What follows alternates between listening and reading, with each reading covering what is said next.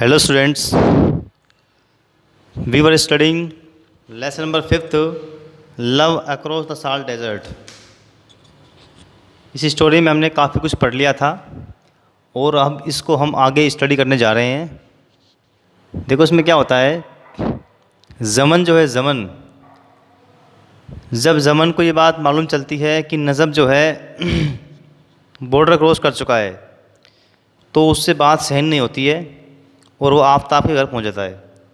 आफ्ताब जो है नजब के पापा हैं, उसके फादर हैं, और उसके पास जाता है वो उसकी शिकायत करने के लिए कि मेरी परमिशन के बगैर तुम्हारे बेटे ने बॉर्डर क्रॉस कैसे कर लिया, हाउ डेयर हिम।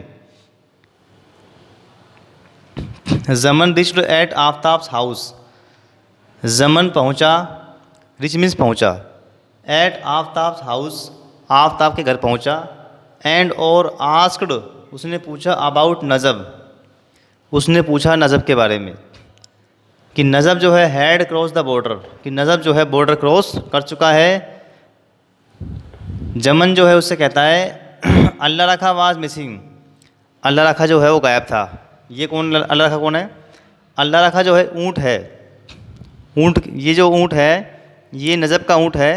और जब ऊँट गायब होता है इन रेगिस्तानों के गाँव से तो ऐसा माना जाता है कि उस आदमी ने बॉर्डर क्रॉस कर लिया है। तो ज़मन यहाँ पर जो है नजब के बारे में उसको जब मालूम पड़ता है कि उसने बॉर्डर क्रॉस कर लिया है तो उसको बड़ा गुस्सा आता है। देखो द पैटर्न ऑफ लाइफ, एक जीवन जीने का तरीका है, पैटर्न को बोलते हैं तरीका।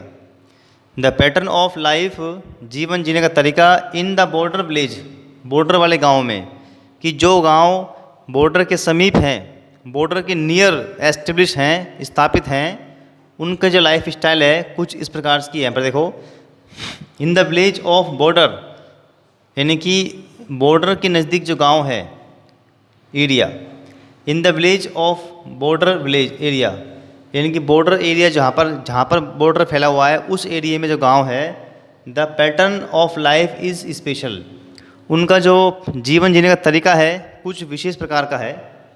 द पैटर्न ऑफ लाइफ, यानी कि जीवन का जो तरीका है, इज स्पेशल, वो कुछ स्पेशल है, कुछ विशेष है।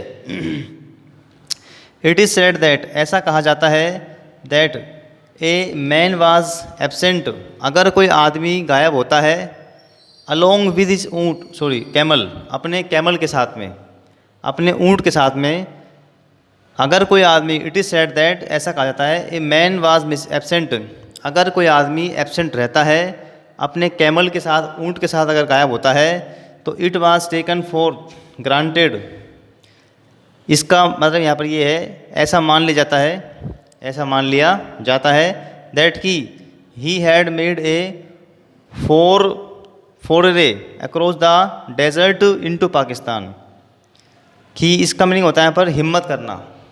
फोररे क्या होता है? हिम्मत करना है, साहस करना, कि ऐसा माना जाता है उसने हिम्मत कर ली, उसने साहस कर लिया, उसने पाकिस्तान की जो बॉर्डर है, पाकिस्तान चला गया, मतलब वो उसने भारत की बॉर्डर को क्रॉस करके पाकिस्तान पहुंच चुका है और पाकिस्तान के रेगिस्तान में उसने प्रवेश कर लिया है।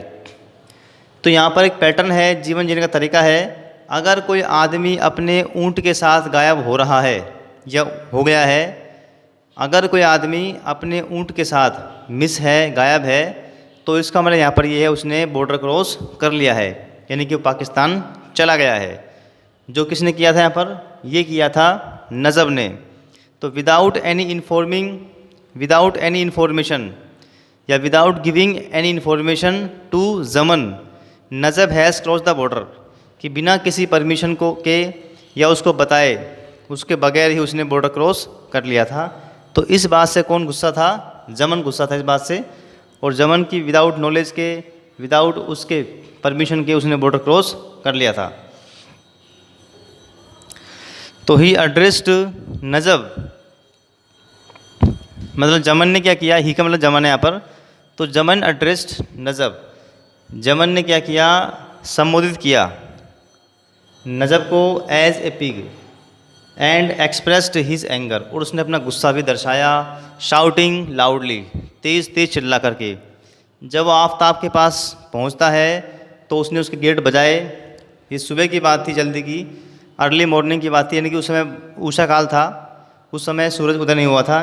तो जमन को जब ये बात मालूम चलती है तो वो आफ़ताब के घर पहुंचता है। उसने उसके गेट बजाए और उसने उसको बाहर निकाला। उसने उससे कहा कि तुम्हारे बेटे ने बॉर्डर क्रॉस कर लिया है। उसने उससे कहा कि तुम्हारा ऊँट कहाँ है? अल्लाह रखा गायब था। आफ़ताब को इस बात पर विश्वास नहीं होता है, तो आफ़ताब जमन की बात पर विश्वास नहीं, बिलीव नहीं करता है। तो वो जाता है बाड़े में, देखता है, लेकिन वहाँ पर ऊँट गायब था।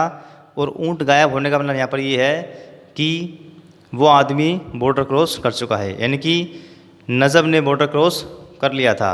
ये बात आफ़ताब को नहीं मालूम थी, लेकिन जमन सोचता है ये बात आफ़ताब को मालूम है और वो नाटक कर रहा है, वो षड्यंत्र में शामिल है। तो ही एड्रेस्ड, यानी कि जमन ने नजब को सुअर कह के पुकारा। क्या कहा उसने? उसको सुअर उससे कहा।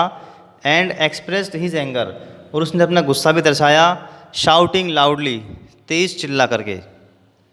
बिसाइड्स, इसके अलावा, ही ब्लेम्ड, उसने आरोप लगाया नजब, किसके ऊपर? नजब के ऊपर। किसने लगाया आरोप? जमन ने। जमन कौन है? जमन एक स्मगलर है। कौन है? स्मगलर। कि that he had made A blunder, होता है बड़ी गलती, कि नजब ने बड़ी गलती कर दी यहाँ पर। By crossing the border, border cross करके, विदाउट इन्फॉर्मिंग हिम, उसको बिना बताए। तो जमन इस बात से गुस्सा है कि नजब ने बॉर्डर क्रॉस कर लिया है बगैर उसको बताए, बगैर उसको जानकारी दिए हुए। जमन विश फॉर नजब, अब इस बात से गुस्से में जमन की यहाँ पर देखो क्या इच्छा है, किसके लिए? नजब के लिए। तो जमन कुड नॉट स्टमक, होता है पचाना। जमन इस बात को पचा नहीं सका। स्टमक को है पेट बोलते हैं, लेकिन ये वर्ब है यहाँ पर। स्टमक का मतलब पेट होता है जब वो नाउन होता है, लेकिन इस समय स्टमक वर्ब है। जब स्टमक वर्ब होती है तो इसका अर्थ होता है पचाना।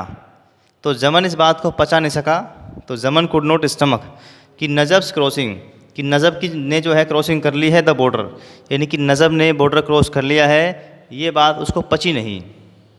विदाउट हिज परमिशन, बिना उसकी परमिशन के और नॉलेज, बिना उसको बताए, बिना उसकी जानकारी के। तो इस बात से बड़ा गुस्सा था वो जमन जो है, कि नजब ने बॉर्डर क्रॉस कर लिया था बिना उसको बताए, बिना उसकी परमिशन के। जमन सोचता है think Najab might come back safely. Zaman think that, Zaman सोचता है Najab might not come back, कि जमन जो है, नजब जो है वापस नहीं आना चाहिए। कैसे? सुरक्षित। यह उसने सोचा कि नजब जो है सुरक्षित वापस उसका आना असंभव है, क्योंकि बॉर्डर पर क्या है, बहुत ज़्यादा मुश्किल होता है उसको क्रॉस करना। वहाँ पर रेंजर्स होते हैं, सिपाही होते हैं जो गोली से बात करते हैं। तो जमन की यहाँ पर इच्छा थी Najab to be turn into carrion with vultures hovering around. तो जमन की यहाँ पर क्या, देखो विश को बोलते हैं इच्छा होना।